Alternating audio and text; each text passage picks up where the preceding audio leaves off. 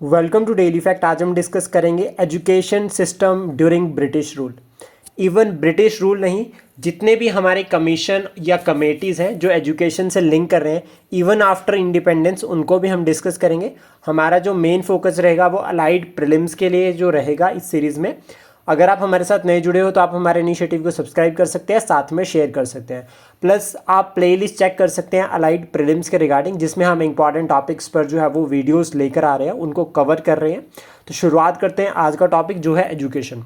तो सबसे पहले ये याद रखना कि एजुकेशन सिस्टम, जैसे ब्रिटिशर्स भारत में आए तो वो तो एक ट्रेडिंग कंपनी की तरह काम भारत में आए थे, तो उनका काम तो था नहीं एजुकेशन पर ध्यान देना।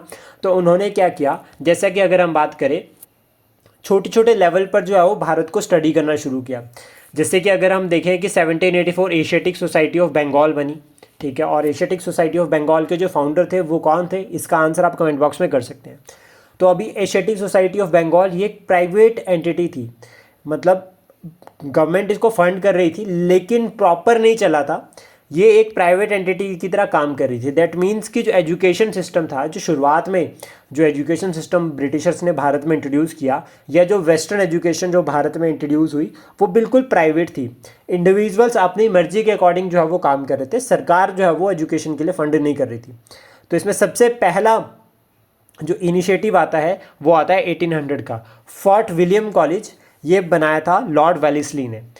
एक बार ऑलरेडी एग्जाम में पूछा भी गया है कि फोर्ट विलियम का फाउंडर कौन था और ये कौन से ईयर में बनाया गया है। तो ये बहुत ज़्यादा इंपॉर्टेंट है, वेरी वेरी इंपॉर्टेंट।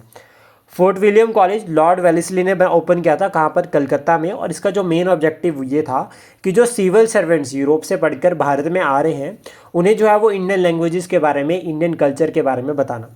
बट ये कॉलेज जो है वो स्टॉप कर दिया गया था 1802 में बोर्ड ऑफ कंट्रोल या कोर्ट ऑफ डायरेक्टर्स के द्वारा। तो ये इंपॉर्टेंट है, ये बहुत ज़्यादा इंपॉर्टेंट है, यहाँ से क्वेश्चन बनने के चांसेस काफ़ी रहेंगे।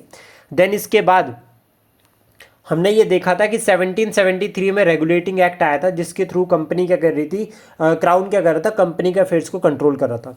तो सिमिलर यहाँ पर 1813 में क्या हुआ कि जब जो कंपनी की जो मोनोपोली थी उसमें एक प्रोविज़न ऐड किया गया कि कंपनी को जो है वो 1 लाख रुपए जो है वो एजुकेशन के ऊपर स्पेंड करना है, लेकिन किस तरह से करना है ये भी अभी क्लियर नहीं बताया गया। इसके बाद 1817 या 18 में, इन दोनों ईयर्स के बीच में, मतलब एक फाइनेंशियल ईयर, इसमें जो है वो कलकत्ता कॉलेज बनाया था डेविड हरे ने, और राजा राम मोहन रॉय ने जो है वो असिस्ट किया है। आपको कमेंट बॉक्स में बताना है कि 1814 में राजा राम मोहन रॉय ने एक एसोसिएशन बनाई थी, उसका नाम क्या था।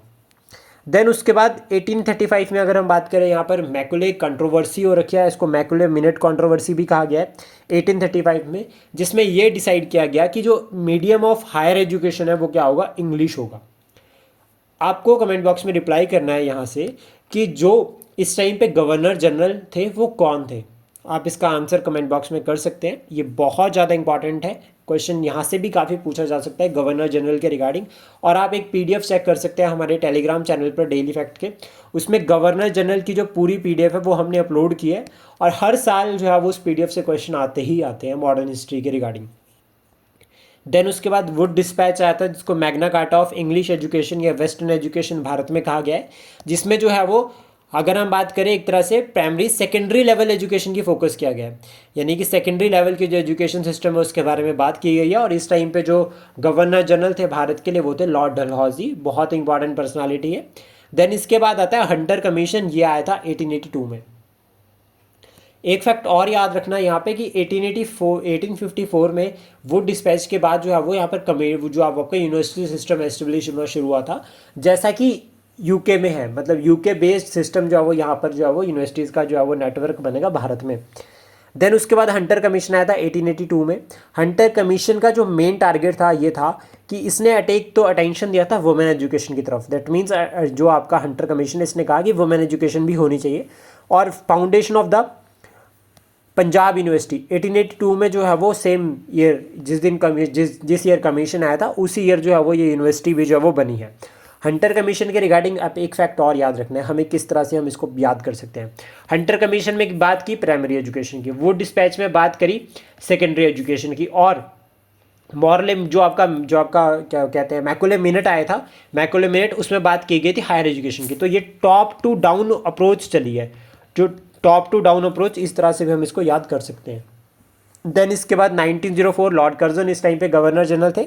इन्होंने इंडियन यूनिवर्सिटी एक्ट लेकर आए थे 1904 में, और इसमें जो मेन टारगेट था वो था सेंट्रलाइजेशन ऑफ यूनिवर्सिटी एडमिनिस्ट्रेशन। क्यों? क्योंकि बंगाल में जो है वो क्या हो रहा था, एक तरह से नेशनलिज्म ग्रो कर रहा था।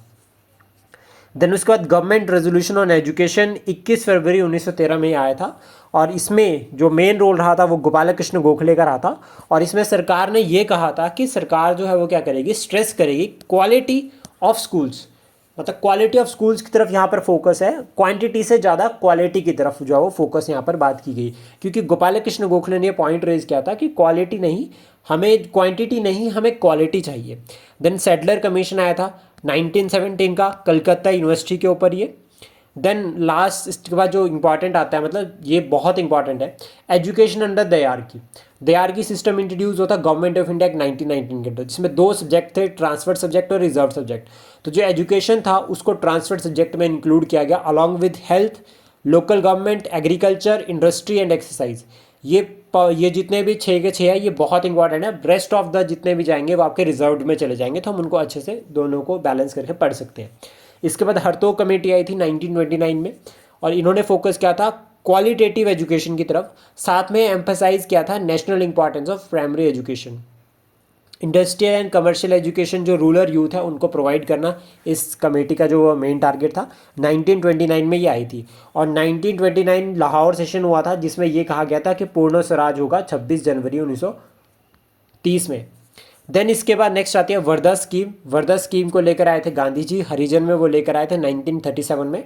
इंपॉर्टेंट पॉइंट हमें याद रखना है कि 1937 से लेकर 39 के बीच में 2 साल जो है वो सरकार रन करी है कांग्रेस ने प्रोविंसेस में, तो वहाँ पर ये प्लान जो है वो इम्प्लीमेंट करने की बात की गई थी। देन इसके बाद आता है सर्गनेंट प्लान ऑन एजुकेशन, ये आया था आपका 1944 में। इसमें बात की गई है यूनिवर्सल फ्री एजुकेशन की 6 to 11 ईयर्स, ये याद रखना 6 to 11 ईयर्स के बच्चों को फ्री एजुकेशन की बात की गई है। प्लस साथ में higher education, school higher education में क्या होगा, एकेडमिक होगा और टेक्निकल, दोनों सब्जेक्ट्स को जो है वो पढ़ाया जाएगा। उसके बाद इंपॉर्टेंट आता है राधा कृष्ण कमीशन 1948 में, गवर्नमेंट ऑफ इंडिया ने जो है वो एस्टेब्लिश किया था। ये रिपोर्ट इसने 1949 में ली थी, और इस रिपोर्ट के बिहाफ पे जो है वो आपका जो यूजीसी अभी जो प्रेजेंट टाइम में बॉडी है 1953 में ये बनी है, और 1956 में बाद में इसको जो है वो स्टैट्यूटरी स्टेटस दिया गया by an act of parliament. अभी इंपॉर्टेंट हमें 2 याद रखना है जो करंट के साथ लिंक होता है। एजुकेशन पॉलिसी ऑफ 1986 जिसमें मॉडर्नाइजेशन ऑफ एजुकेशन की बात की गई, और फिर उसके बाद आता है न्यू एजुकेशन पॉलिसी 2020 की। ये इसमें स्कूलिंग सिस्टम को इम्प्रूव करने की बात की गई है, जिसमें जो स्कूलिंग सिस्टम है वो है 5+3+3+4, ये सिस्टम जो है वो फॉलो करने की बात की, और साथ में vocational and mother tongue language को प्रमोट करने की बात जो है वो एजुकेशन सिस्टम के अंडर की गई है। तो आज हमने डिस्कस की वेरियस कमेटीज़ और commissions related to the education. Important topic है, डायरेक्ट क्वेश्चन आने के चांसेस काफ़ी रहेंगे। Thank you, please support, share and subscribe daily fact.